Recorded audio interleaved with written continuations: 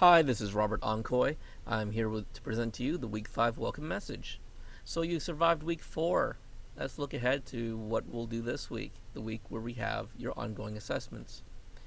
In the outline today, I want to first talk about technology and innovation, which is the topic for the week, followed up with some practical information for your exam. And as well, we'll talk about vocabulary and the skills of summary, which is useful for your writing, but also your reading.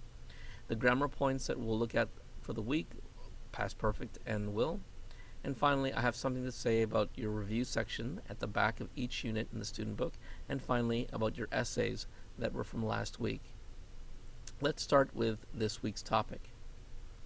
Technology and innovation is this week's topic. Now, if you think about it, you have probably lived through at least two major changes in the technology that we use. Even in my own time, computers were mainly desktop machines, and they were rapidly replaced by laptops. Computing has moved even farther away these days from the desktop and the laptop to smartphones and tablets. This makes me wonder what impact the changes in technology will have on consumers, the environment, and our lifestyle. For instance, does having a Kindle or ebook really make life more convenient than reading a paper book? Will using technology mean that we do less or more harm to the environment? And how are people socializing differently now that because we live on our smartphones wherever we go? I invite you to share your ideas and opinions on this in this week's discussion forums. Now, as for your exams, this week we have exams on Wednesday and Friday.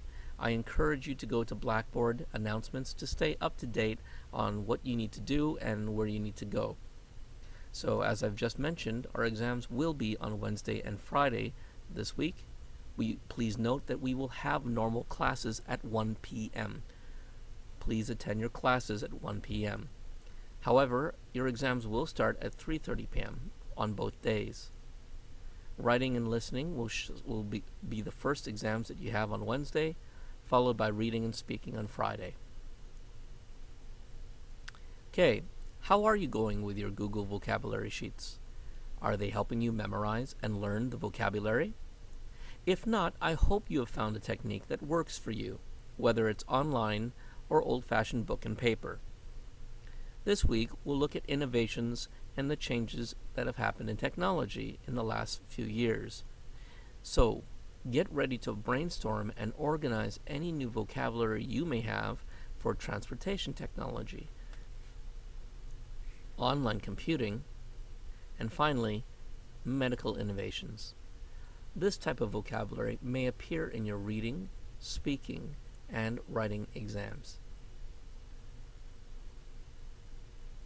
Okay, we'll be talking more this week about summarizing and paraphrasing. As part of your reading skill, you will need to quickly note down some of the 5 WHs to produce a concise and accurate summary of what you read, who it's about, and where it's happening. This involves identifying the main ideas, how the author supports these ideas, and choosing what details you want to keep so that you can keep your summary short and brief. Alright, let's look back at our important language. In week 1, we reviewed the past and present simple tenses. Next, in week 2, we learned the language for description, like relative clauses, comparatives, and superlative adjectives. Then, in week 3, we covered the present perfect and the passive voice. Well, guess what? In week 5, we will look at the past perfect tense. This helps us to describe events in the past that happened before another past events. Okay, let me demonstrate. This week, we will learn about the past perfect tense. Last week, or 2 weeks ago, we covered present perfect and the passive voice. Before that, we had learned language for description, and even before then, we had reviewed our past and present simple tenses. This is a tense that we'll focus on this week. Also, we will take a look at will.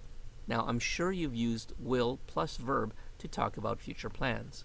For instance, next year I will make more videos to help Level 4 students preview lessons. Well, this week we will look at using will to speculate about the future. This is a change-up from last week when we learned about speculating about the past. For example, this week is quite busy, so maybe I will not prepare any recommended lessons for you to view online. This shows that I'm not sure about the future. Okay, guys, as I've mentioned in the Week 4 wrap-up message, please visit the review section at the end of each unit. This is a good opportunity for you to test your grammar and language. I encourage you to be honest and to try doing the exercises yourself before checking the answers at the back of your student book. Okay, finally, I'd like to get on to your Week 4 essays. Here are the details. It's due tomorrow at 11 a.m. I want it on that A4 piece of paper and double-spaced. This was a topic that we looked at, and you had a choice to agree completely or agree partly, or even disagree partly or disagree completely. Please make sure you proofread your work before you give it to me tomorrow. This means that in addition to checking that you have unified ideas, you also need to reread your sentences and paragraphs to check for any grammar mistakes that you usually make, as well as basic spelling errors.